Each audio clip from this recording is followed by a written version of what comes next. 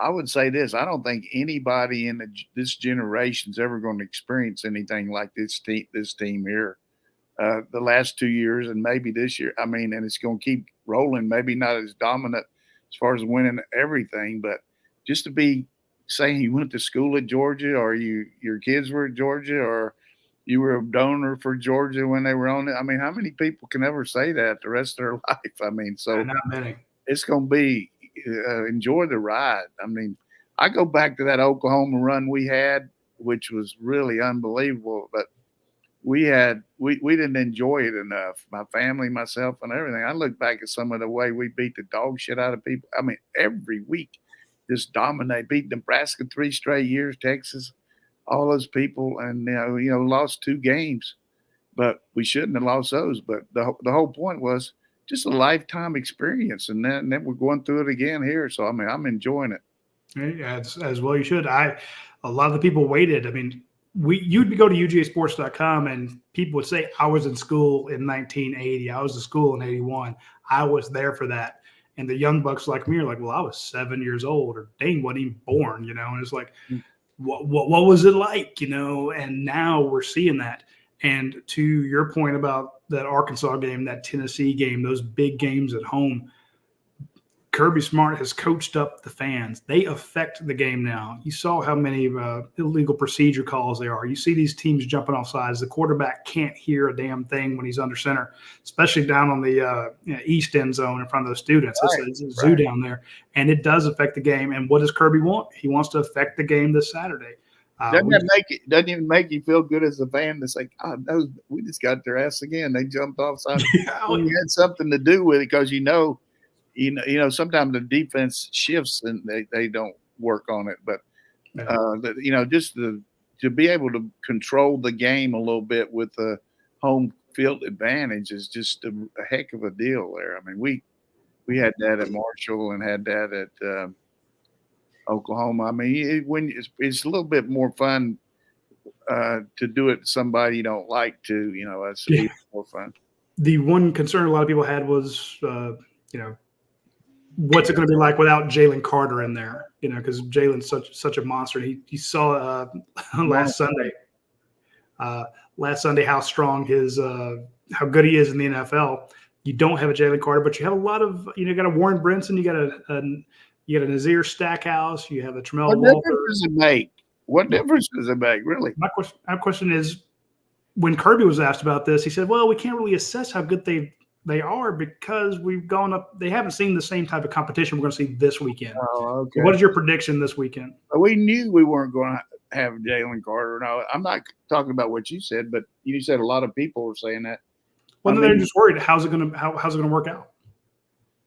Well, I can tell you this: go to sleep. You don't need to take any sleeping pill. You don't need to do anything. You should sleep like whatever's the best sleep you ever had. The D-line worries me less than, our D-line, you should see our D-line against our offense. That's nothing to worry about right there. I might worry a little bit about running game without our guys, but you put Hall in there and some of these other guys with our front, that's something that you shouldn't worry about.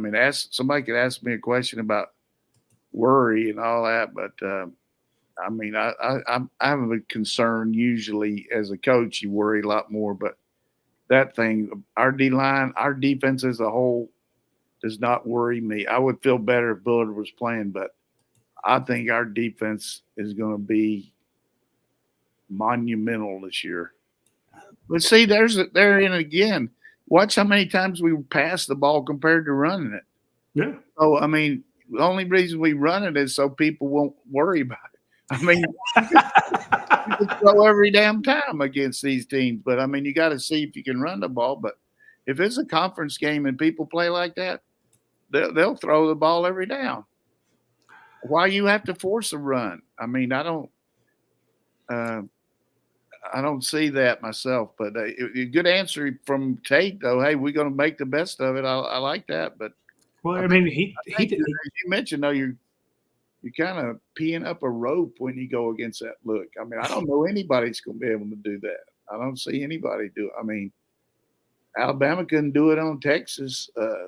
Texas really couldn't run the ball like great against Alabama. I mean, force the team to throw and see if they can beat you.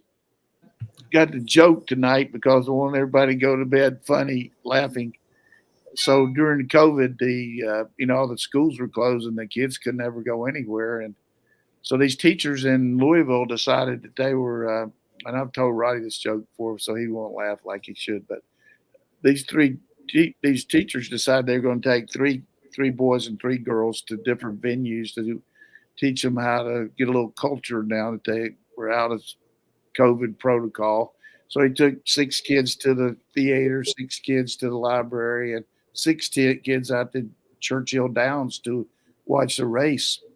So when he went out to the race, the little girls asked the teacher before they went to sit down and said, "Hey, do you mind if we go to the bathroom?" He said, "Yes, go ahead."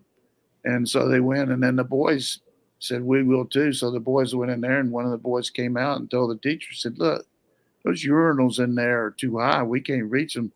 You think you can come in and help us?" And she's thinking, well, nobody will be in there. The race is getting ready to start. I'll just go in there. And so she walks in there and she picks up this first boy and said, "Wow," said, "you're a little big for the 3rd grade." He said, "Well, I appreciate you helping me, Mom, but I'm riding Silver Fox in the 6th.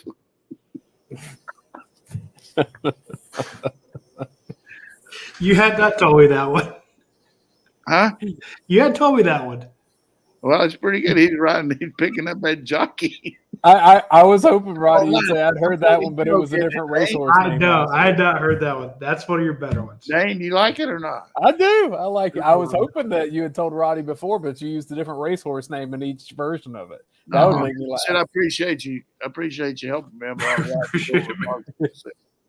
Okay. Just put up with me. I got to go to bed. This is too late for me. No, that was a good one.